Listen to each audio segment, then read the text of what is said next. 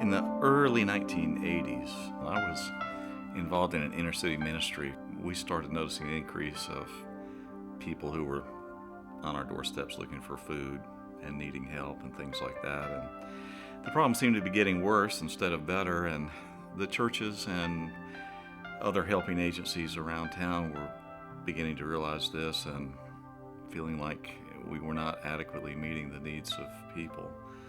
And that was something that we thought of would be unheard of in Augusta, in this state, and in this nation.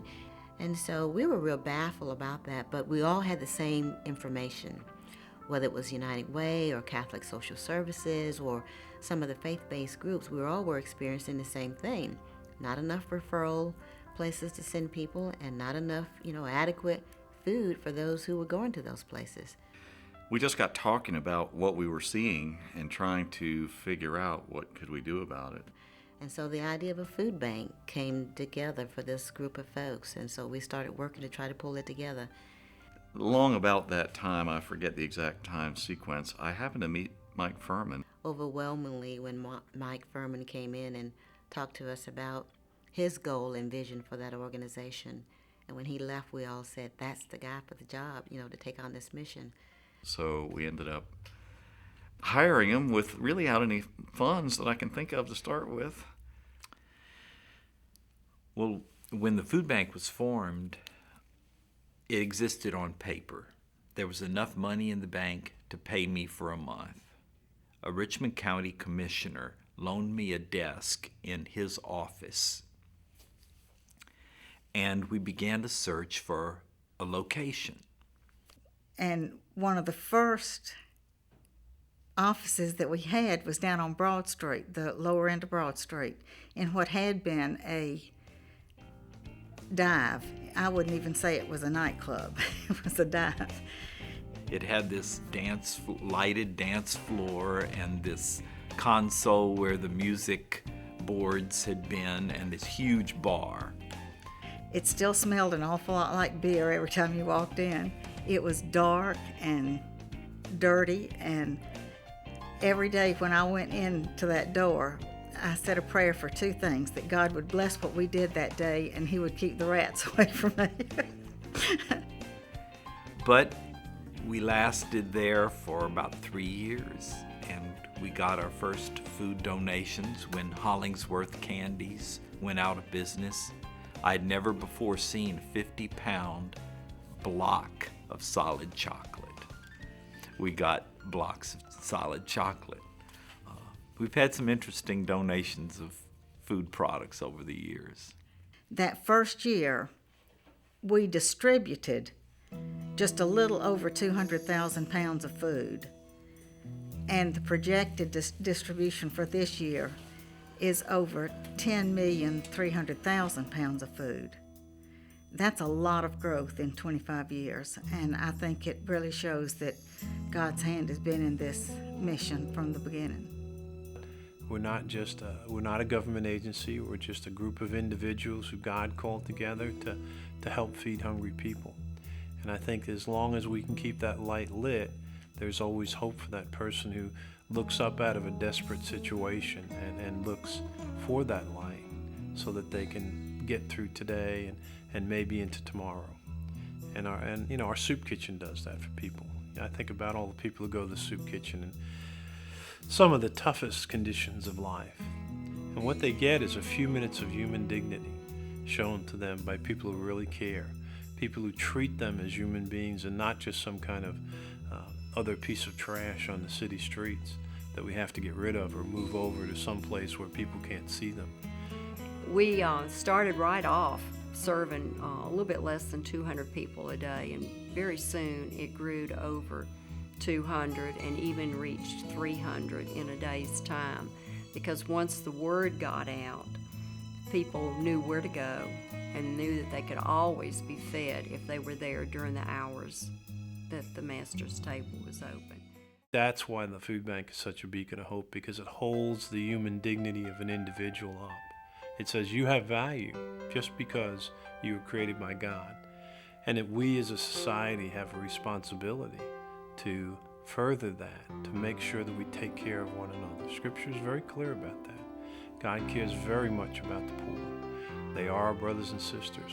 We have lots of issues and lots of problems, and we could list them forever. What it ultimately comes down to is our responsibility to one another, to care for one another. One of the blessings we provide is giving opportunities to people to come face to face with those in need, with children through kids' cafes, with the homeless through the Master's Table, or through families in need at a food pantry. It all happens because we're bringing food as the resource that people can rally around. I was in a house in Warrenton, Georgia, several years ago, where the lady opened up her pantry and all she had in there was dog food. She was about 80 years old. She had a little dog, and she said, "We both can't afford to eat, so I eat what the dog eats." And the food bank, through its Brown Bag program, was able to make sure she had groceries each month. And, it supplemented what she had. It didn't take care of all our needs. The food bank will never take care of all the needs because there's so much of a need out there. But it really does make a significant difference in people's lives. Our mission has always been to end hunger, and the bulwark against hunger are the churches and agencies that are in neighborhoods and rural communities of our service area. After 25 years of attempting to end hunger and connecting with the churches and other nonprofit agencies that have food programs, these are the entities that we serve, that we send our food to every single day. Now, when we saw the light at the end of the tunnel, we had just about maximized our distribution to these various agencies and churches. Then we get assigned 5 more counties. There's a domestic missionary component. We have to go and approach communities. We have to approach rural agencies. We have to approach churches and say, step up to the plate. Now it's your opportunity. We are giving you a resource right at your doorstep of food that's inexpensive, and it's time for you to reach out to the poor, perhaps like you've never thought you could or did not want to do before. We're giving you the opportunity and the challenge to feed the hungry. But the real fact is that we have within our grasp the capability of making food accessible to all those who need it, within how we've defined ending hunger, which is basically a food pantry within a half hour of anybody's home in the area we serve. My hopes and dreams are that the resources, the money, the food, and the volunteer time will continue to flow in to make that happen, make an end to hunger actually happen. Michael Furman and Barry Ford just have been provided tremendous leadership. So in the beginning, you had people who were committed to the mission, feeding the poor. You still have that, and now I think you have a larger organization, but you still have the same level of commitment, concern about the poor, compassion for the poor. So they've grown in size and level of support, and the region has grown, but that's core, that commitment to feeding the poor and making sure that no one is hungry. That's a large mission, but that is still remain paramount with the Golden Harvest Food Bank. I can say that it far exceeds anything we imagined would happen when we sat together in that first meeting in the pastor's office and scratched our heads and said, what can we do? So I prayed about it. I said, God, are you in this or not?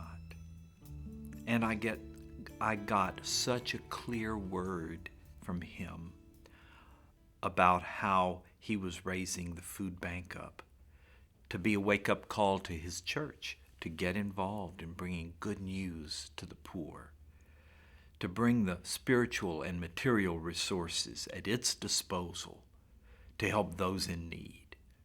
And the food bank would be one of the ways he would wake up his church to this call. And I couldn't say no to that.